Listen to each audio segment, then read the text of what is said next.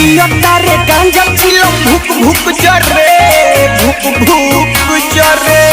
ए सखी पियो तारे गांजा चिलो भूक भूक जरे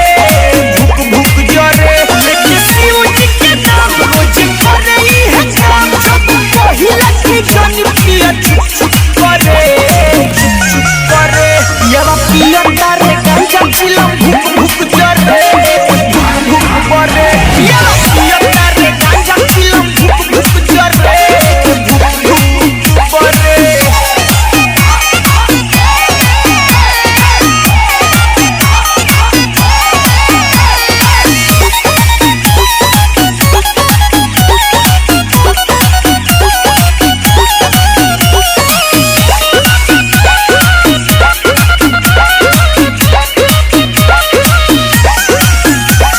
सिखाई बाकी आवे नहीं ओपन भोला जी के देखा देखी कोइले बाई नौपन खूब पियो तारे